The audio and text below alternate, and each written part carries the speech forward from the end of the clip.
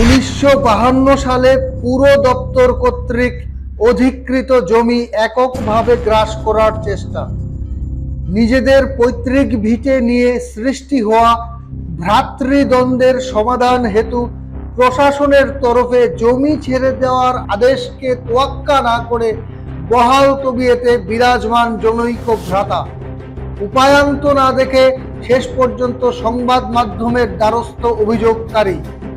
ঘটনা সোনামুড়া থানাধীন দুর্গাপুর গ্রাম পঞ্চায়েত এলাকায়। ঘটনার বিবরণে জানা যায়, অভিযোগকারী শফিকুর রহমান জানান 1952 সালে দুর্গাপুর এলাকার গোমতী নদীর পাশে বাঁধ নির্মাণের জন্য শফিকুর রহমানের পিতা স্বর্গীয় কেয়ামত আলীর কাছ থেকে 23 শতক জায়গা অধিগ্রহণ করা হয়, কিন্তু তারপরও প্রচলিত প্রথা অনুযায়ী ওই জমিতে চাষাবাদ করে আসছিলেন তারা। কিন্তু হঠাৎই 2023 সাল থেকে ওই জমিতে স্থায়ীভাবে নির্মাণ কাজ করে জমিটি নিজের হেফাজতে নেওয়া শুরু করেছেন তাদের কাকাতো ভাই মোহাম্মদ শামসুল আলম, পিতামৃত ইউসুফ আলী। তাদের অভিযোগ, পিতৃপুরুষের ওই জমিতে সকলের সমান অধিকার আছে, কিন্তু সেখানে কি করে একা সম্পত্তি হরপ করে নিচ্ছে শামসুল আলম, এবং অভিযোগ করেন অভিযুক্ত শামসুল আলম নাকি বহু কাগজ তৈরি করে প্রতিবেশীর কাছ থেকে জমিটি কিনেছে বলে দাবি করেন। তাই পরবর্তী সময়ে সম্পূর্ণ বিষয়টি নিয়ে সংশ্লিষ্ট দপ্তর থেকে শুরু করে মহকুমা শাসক, জেলা শাসক, মুখ্যমন্ত্রী, রাজ্যপাল এবং প্রধানমন্ত্রীর দপ্তরে পর্যন্ত চিঠি লিখেন এবং আবেদন করেন শফিকুর রহমান। পরবর্তী সময়ে দীর্ঘ জল ঘোলার পর গত ফেব্রুয়ারি মাসে সোনামুড়া মহকুমা শাসকের তত্ত্বাবধানে উভয় পক্ষের সওয়াল জবাবের মধ্য দিয়ে অভিযুক্ত মোহাম্মদ শামসুল আলমকে নির্দেশ দেওয়া হয় তার দখল করা জমি ছেড়ে দিতে।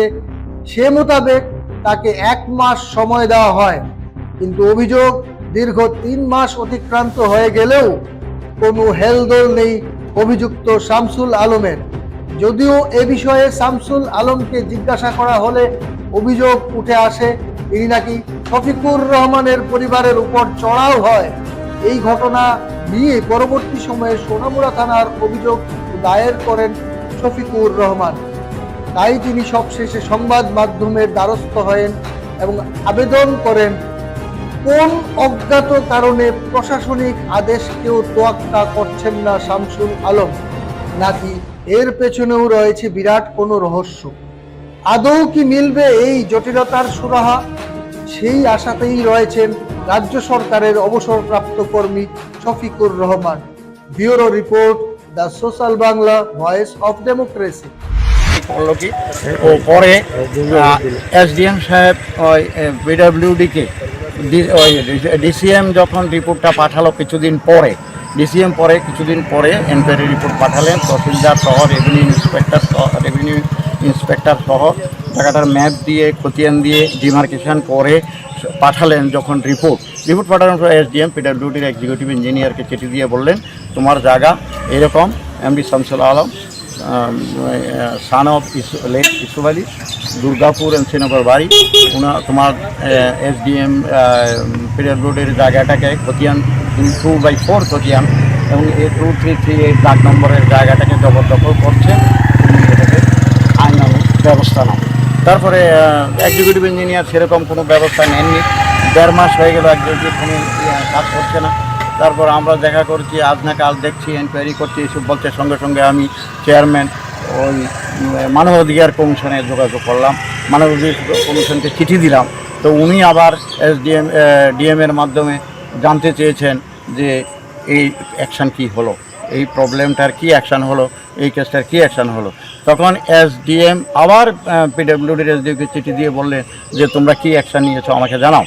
তারপর এসডিও পিডব্লিউডির সঙ্গে সঙ্গে একটা চিঠি উনি এসডিএমকে দিলেন, এসডিএমকে দিয়ে অনুরোধ করেছেন ঠিক আছে আমাদের জায়গাটা 2/4 যে খতিয়ান 2338 দাগ নম্বরের জায়গাটা এমডি শামসুল আলম, পিতা ইউসুফ আলী জবরদখল করে নিয়েছেন। It is a land grabbing activities.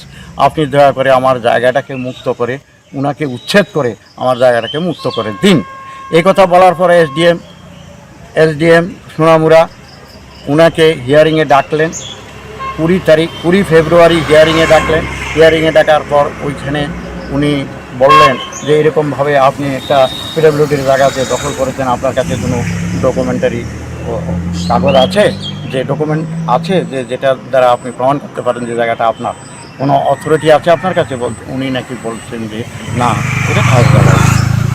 তারপরে এসডিএম নাকি বলেছেন যে ঠিক আছে, আপনি এটাকে ছেড়ে দিতে হবে, এটা ছেড়ে দিয়ে আপনি এখানে ছেড়ে দিয়ে আপনার ডিমোলিশন করে নিয়ে যান আপনার পার্মানেন্ট কনস্ট্রাকশন।